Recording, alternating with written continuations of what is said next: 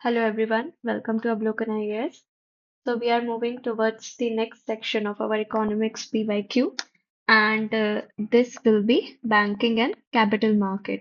Okay, 2023 में सबसे ज़्यादा क्वेश्चंस पूछे गए थे इस सेक्शन से एंड फेयर इनफ 2024 में भी there were questions. Okay, now we are expecting कि ये टॉपिक इतना प्रेवलेंस में है तो we should read it and pay some good attention to it, क्योंकि ये आपके स्टैटिक में हर जगह नहीं मिलता एंड मिलता भी है तो it's a little tough to understand, it's a little tough to get all the facts right. So why not you just rely on PYQs and see where it goes? Okay. The thing is कि when you know कि questions किस type से पूछे जा रहे हैं, maybe you are able to tackle them with more understanding and maybe थोड़ा सा easy हो जाए आपके लिए भी. Okay. So starting the session today. Okay. First question is interest income from the deposits in infrastructure investment trust InvITs distributed to their investor is exempted from tax, but the dividend is the taxable. So ये कह रहा है कि जो interest income आती है deposit से, कहाँ से? इनविट्स के, इनविट्स जैसे इनविट्स हैं, ठीक है, इसमें कोई सा डिपॉजिट किया.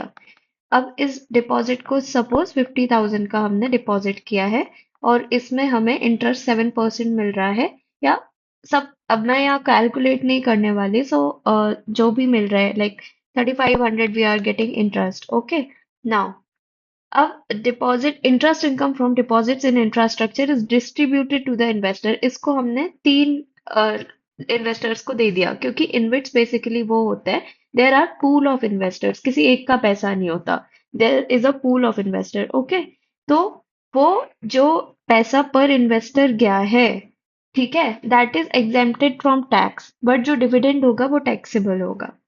ठीक है, सो दिस वाज द क्वेश्चन. अगर आप अच्छे से इसको ब्रेक डाउन करोगे तो सो इट इज रॉन्ग, ऐसा कुछ नहीं है.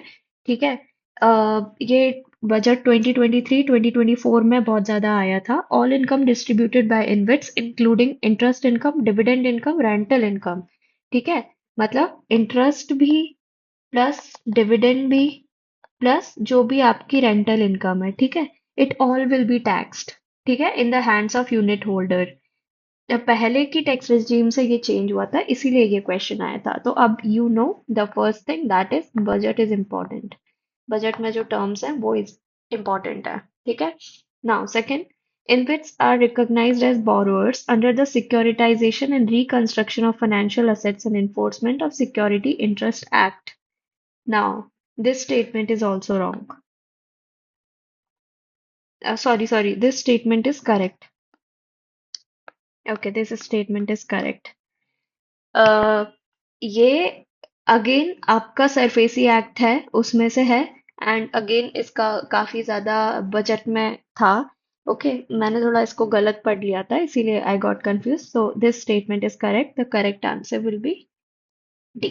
Okay, now second question. In the post-pandemic recent past, many central banks worldwide had carried out interest rate hikes. ठीक है, इंटरेस्ट रेट को बढ़ाया है. ठीक है, मैनी सेंट्रल बैंक्स. अब इंटरेस्ट रेट को कब बढ़ाया जाता है? इंटरेस्ट रेट को तब बढ़ाया जाता है जब इन्फ्लेशन बहुत ज्यादा हो, to suck out money from the market. Interest rate बढ़ाएंगे तो लोग क्या है, डिपॉजिट्स करेंगे, ज्यादा सेविंग्स करेंगे, क्योंकि उस डिपॉजिट पे उनको इंटरेस्ट मिलेगा. ठीक है, और सेविंग्स करेंगे तो हैंड, मतलब हाथ में खर्चा इतना नहीं होगा, राइट? तो इंटरेस्ट रेट को बढ़ाया है. It is correct. ठीक है, क्यों बढ़ाया था? पोस्ट पैंडेमिक, जब लोग 2 साल खर्चा नहीं कर पाए and then they got this whole open economy and they started doing trips and ये खरीदना वो खरीदना. So for that inflation was very high, inflationary pressure काफी बढ़ गया था, तो increase interest rates to ensure price stability. ठीक है, ये हुआ था. तो first statement is correct. Now, central banks generally assume that they have the ability to counteract the rising consumer prices via monetary policy means. ठीक है, अब generally assume that थोड़ा सा इसको घुमा के दिया है, but overall the statement is true and hence the answer will be A. अब statement is the correct explanation कैसे है क्योंकि इंटरेस्ट रेट हाइक किया, this is what, this is monetary policy, right? Monetary policy adjustments. So here it is again given monetary policy. You can इसी ऐसे question को tackle करने के लिए आप लूप बना लिया करो. लूप इन द सेंस कैसे कि पहले में क्या हुआ है, इंटरेस्ट रेट को कम किया गया, सॉरी इंटरेस्ट रेट को बढ़ाया गया. ओके. नाउ अब बोल रहा है कि मॉनेटरी पॉलिसी, तो ये तो लूप में बैठ रहा है ना, और अगर ये लूप में बैठ रहा है तो it is the correct explanation, right? So this is the thing. Okay. Now अभी ऐसे और क्वेश्चंस आएंगे तो I tell you this loop method because it works for me and I hope कि मुझसे कुछ आप नया सीख पाओ and it works for you as well. Okay. Which of the following activities of the Reserve Bank of India is considered as part of sterilization? Okay. Basically ये बोल रहे हैं कि स्टेरिलाइजेशन में कौन कौन सी एक्टिविटीज आती हैं. Conducting open market operations, okay, oversight of settlement and payment system, debt and cash management for the central and state government, regulating the function of financial institutions. तो सबसे पहली बात तो स्टेरिलाइजेशन होता क्या है? स्टेरिलाइजेशन होती है actions taken by the central bank to offset the impact of foreign exchange operation. ठीक है. फॉरेन एक्सचेंज के कारण जो डोमेस्टिक डोमेस्टिक मनी सप्लाई पे इफेक्ट आ रहा है उसको हम कहते हैं स्टेरिलाइजेशन. जैसे रुपी का डेप्रिसिएशन या एप्रिसिएशन हो जाना because of dollar effect. Okay. तो when a central bank intervenes in the foreign exchange market by buying or selling foreign currency, it affects the domestic supply. So this is the thing. Now open market operations is the primary tool to resolve that. कैसे?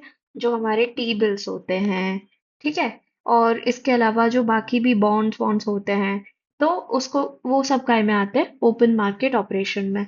ठीक है. इसीलिए part of sterilization open market operation होगा. अब बाकी option देखते हैं कि बाकी क्यों नहीं होगा. Oversight of settlement and payment system. ठीक है. इसका मतलब क्या है कि स्मूथ फंक्शनिंग इंश्योर करना, किसी भी इंडिविजुअल बिजनेस और फाइनेंशियल इंस्टीट्यूशन के बीच में सेटलमेंट सही हो रहा है या नहीं. तो that is not an action, that is oversight. Again you need to take the keywords. ठीक है. That is not action. जब पूछ रहे हैं कि एक्टिविटीज पूछ रहे हैं, ओके, आपको कुछ एक्शन करना है, तो this is then debt cash management for the central and state government. Again this is management, this is not an action. मैं उन लोगों के लिए कीवर्ड्स का बता रही हूँ जिनको पता नहीं है कि इसको सॉल्व कैसे करना है. ठीक है. नॉलेज से सॉल्व हो रहा है तो that is 100% correct method method of doing it. अगर नहीं हो रहा है तो this is the way you can think of. Okay. Then इसके बाद क्या है, रेगुलेटिंग. अब अगेन दिस इज रेगुलेटिंग, है ना, the functions of non NBFCs. So this will not be a correct answer. Okay. तो हमारा आंसर हो गया इसमें ए. फेयरली इजी क्वेश्चन है, डायरेक्ट आपके स्टैटिक्स से है, और अगर स्टैटिक से नहीं भी आ रहा तो मैंने बता दिया इसको देखना कैसे है. Okay. Next question. How many of the above are included in the capital markets? Capital market में क्या क्या आता है? Government bond, call money, treasury bill and stock market. तो इसमें आंसर क्या होगा?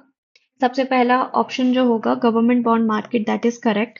गवर्नमेंट बॉन्ड जो क्या होती है, वो लॉन्ग टर्म डेट सिक्योरिटीज होती हैं आपकी. ठीक है. देन सेकंड ऑप्शन क्या है? Call money market. Call money market short term है, और कैपिटल है तो लॉन्ग टर्म होनी चाहिए ना, तो call money market short term हो जाएगा.